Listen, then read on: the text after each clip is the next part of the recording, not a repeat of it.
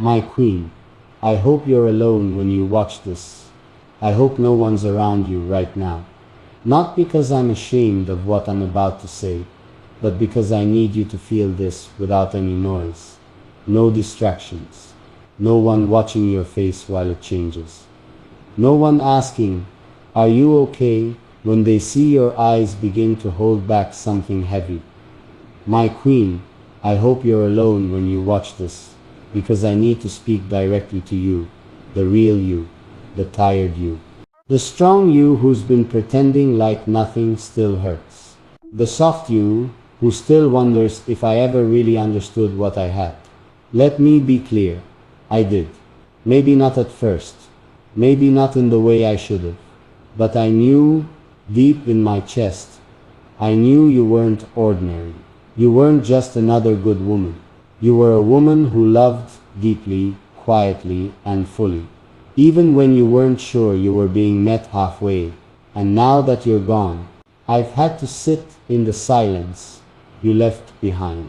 And I swear that silence is louder than any argument we ever had. It follows me everywhere, in the car, in my room, in the middle of the night, when I roll over and still halfway expect to see your silhouette.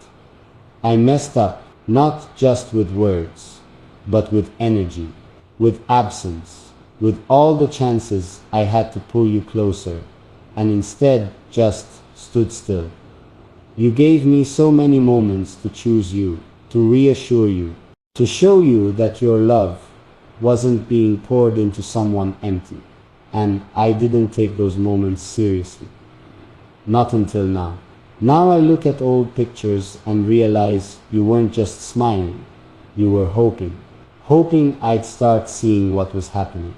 Hoping I'd notice how tired you were from giving so much without ever being refilled.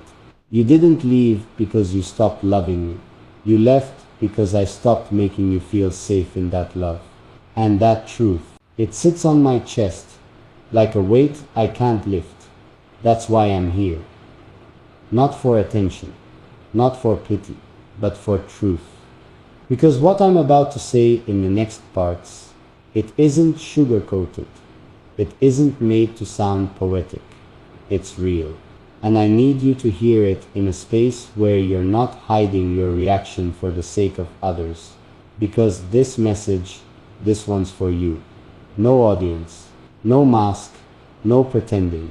Just you and the words I should have said when I still had your hand in mine.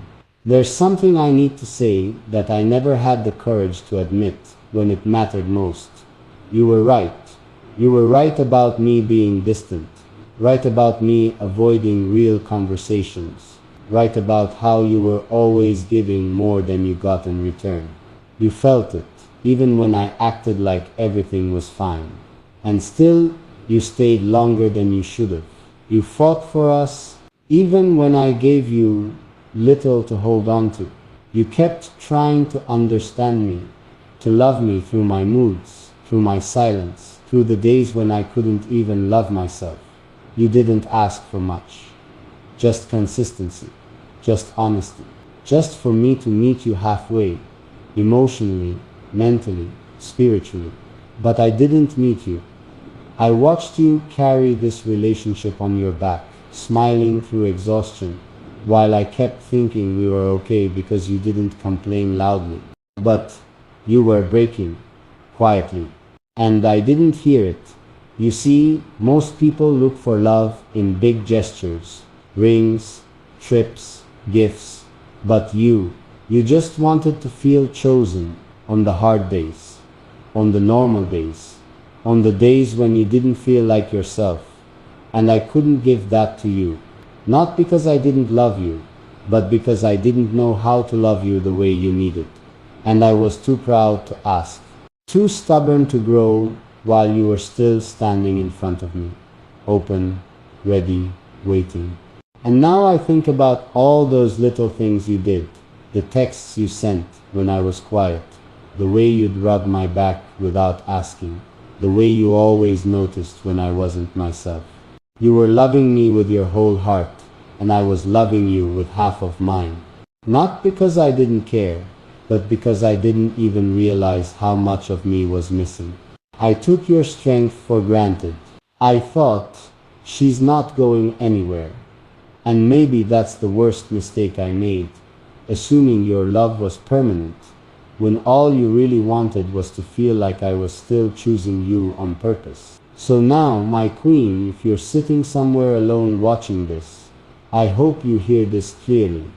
You were never too much. You were never the problem. You were never asking for more than what you deserved. You were just tired of being the only one who saw what we could be, while I kept looking the other way. And that truth, it hits harder in your absence than it ever did in your presence. I don't think I ever told you how much I noticed, but only after you stopped showing it. The way you used to wait for my calls, the way your voice would lift when I walked in the room, the way you always saved the last piece of something for me without ever making it seem like a big deal. You were loving me in ways I didn't even know I needed. But I was too distracted, too caught up in everything that wasn't us. And by the time I started paying attention, I realized you weren't doing those things anymore. You weren't staying up late to talk about your day. You weren't checking in with those small, thoughtful messages. You weren't asking me how I felt when I walked in quiet. You were still there, but the light in your love, it had dimmed. And that dimming, it wasn't sudden. It was slow. It was from all the days I didn't show up when you needed me. From all the moments I took for granted, thinking we had more time, thinking you'd always feel the same. But love doesn't die in a moment. It fades in layers. And I watched you fade without doing anything to pull you closer. You weren't waiting for me to be perfect.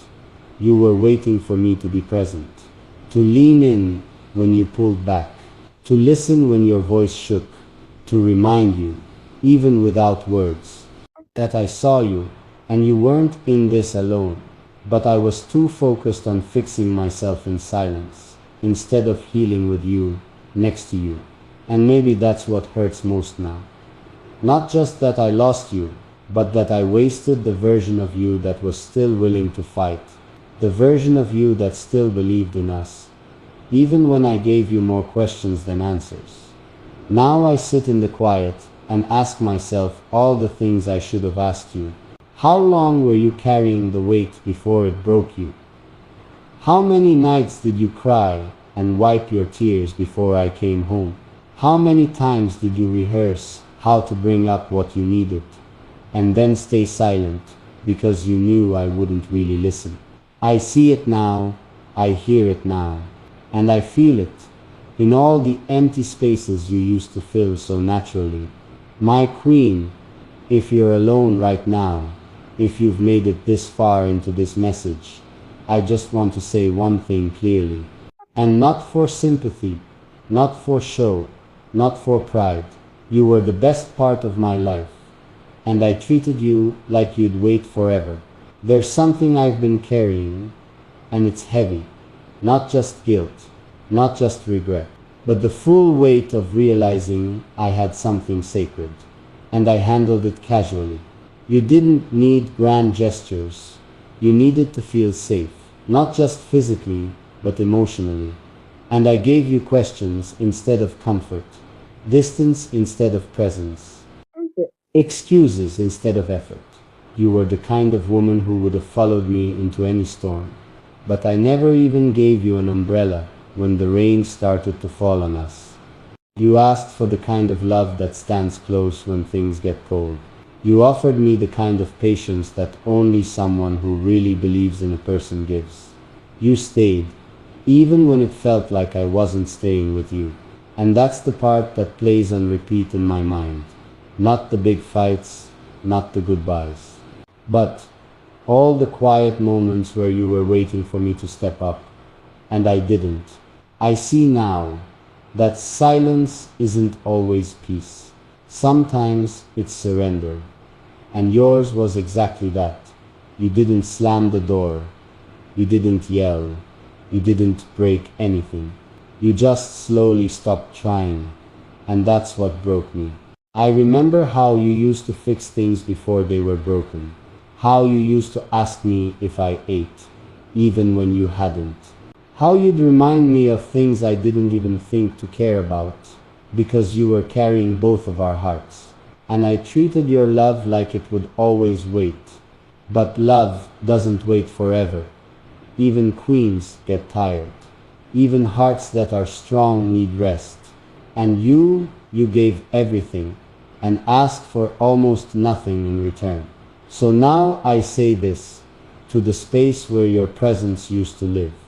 I see it now. I feel the difference. And if I could go back and fix the days I ignored, like the calls I didn't answer, the emotions I made you hide, I would, but I can't go back. All I can do now is speak the truth. I never gave you when you needed it most. So my queen, if you're sitting somewhere alone and your heart still holds even a sliver of what we were, then stay with me for the next part. Because what I'm going to say in part 5 isn't just the truth. It's what I should have said the night I saw you breaking and said nothing. There's a kind of pain that doesn't yell, it just sits there, quiet, heavy, unmoving. That's what it feels like now, living without your energy in the spaces that used to feel full. Not loud heartbreak, not chaos, just your absence echoing through everything. I still remember how soft your presence was, even in your silence. You didn't demand anything. You didn't throw your love in my face to be seen. You gave and waited. Waited for me to show up fully.